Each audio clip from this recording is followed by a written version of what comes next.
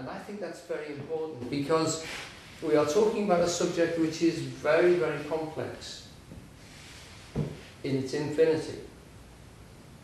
It's also very simple. And to get those processes across, the meaning of words is terribly important. And this is a self-reference because Eugene told us that vocabulary was terribly important and was very distinct about the words that he chose to use. And one of the things he recommended as a weekly practice, if not a daily practice, was to get a dictionary and learn to understand what your words were saying. You had to get an active vocabulary.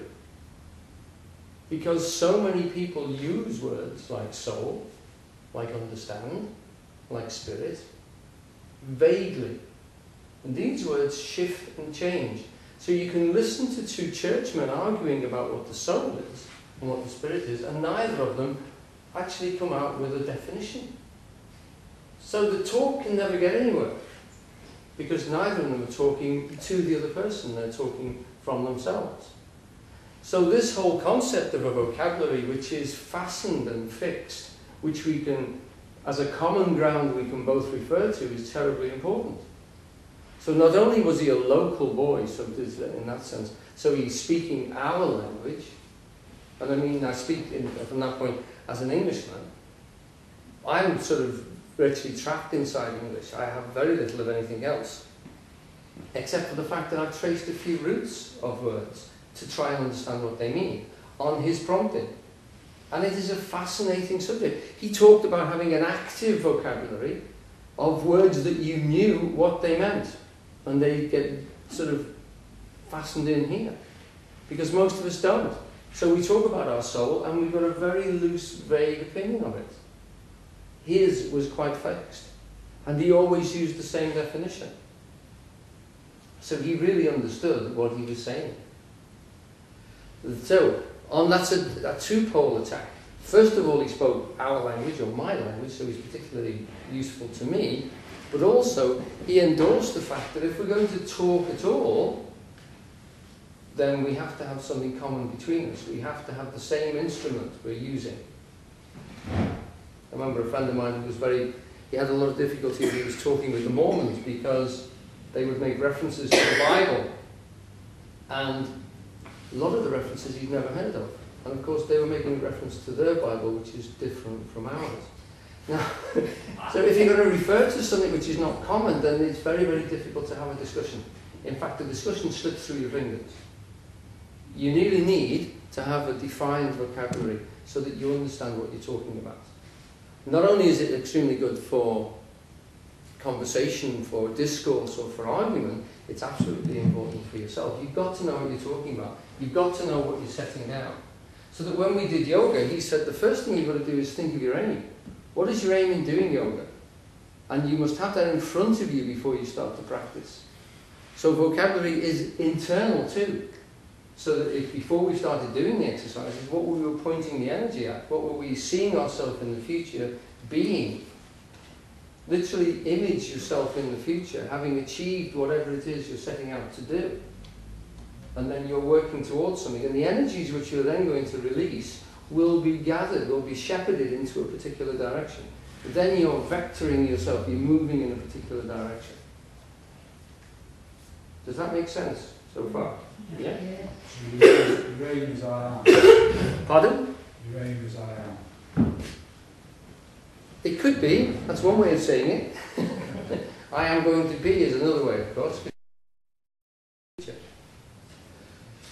Right, so that's the first reason I'd say why is you really need to look at Eugene Halliday if you're thinking in terms of self-development because of that area. That's the first one I would give you, vocabulary. And I think it's terribly important because it causes problems if you go to another person's language, etc., and then try and understand. I have tremendous problems. I mean, Hephzibah talked about Yeka Burma. I have real problems with understanding Burma. And I would say, it's rare that I get beyond single pages with Burma. I find them very difficult. And this is a lucky me, because I haven't got the references, etc. So it's very, very slow and plodding. But I could understand it when Eugene gave it to me in English. And one of the things which I'm hoping to come to a little bit later is the fact that he gave us so much in terms of the fact that he would go into lots of areas for us and translate it into words and terms that we could understand. But that's going to come in at a later point. The next thing I would put in is, I'm going to call it logic.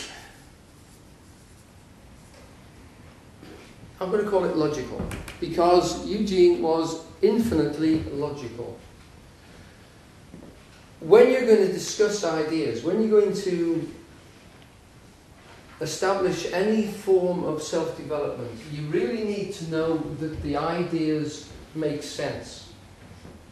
Now, if you read a lot of Indian metaphysics, or if you read a lot of spiritual practices like Buddhism, etc., it's very difficult to get the broad sweep. It's very difficult to get clear definitions of what they're talking about, and the logic of the process is hard to come by. I'm not saying it's not there, I'm just saying it's difficult. What you get with Eugene's stuff in any area he goes to is a very logical process, so he will take you through it very clearly. That follows on from this and then says that is extremely important for beings like me who are learning and trying to go in his footsteps. He is so logical that, I mean, again, this is something, it's a self-reference, because he's actually saying that if you're going to think, you have to think logically. Not only do you have to be clear and common in terms of laying down a foundation, you then have to be logical and obey the laws of logic as you go through from thing to thing, so that other people can follow you and agree or disagree. And that process is terribly important as well. Because he did say that we are making our own pilgrimages. We're taking ourselves to our own development. And to do that, we need to follow certain rules. And the ones which have been established by humanity over thousands of years are words, and then a logical process, which ultimately is almost mathematical. Well, it is mathematical in the sense that the way you infer something from certain facts is a logical process. This is what science does all the time. It's only when we apply such an inference to the ways of the world that we come up with the realizations and the understanding that allow for the development of technology. So this is proved all around us, that when you take things in steps and stages which are logically drawn from one from the other, we make progress. And it's a progress that we can actually all comprehend. Right, so they're the first two. Does everyone clear about logical, what I mean by that? Now this is group participation, you have to do that for yes, and you have to do that for no. Okay, is everyone clear with that one? Yeah. Yes. Because I can say a bit more about, one of Eugene's favourite guys is Socrates. So Socrates spends a lot of time saying that logic is actually embedded in slaves. And of course the other Greek people he's talking to say, oh, slaves aren't logical at all. And he gets the slave boy, and he draws a triangle on the floor, and he makes him prove the Euclid, just by asking him questions. And then he says, look, there you go, he's got the same logic inside his head as I've got inside mine. So logic is something which it's innate to humans. We have certain processes, we know that 2 of anything and 2 of anything makes 4. And we can follow that through. And we can literally draw from that logical inferences. And we all know what they are.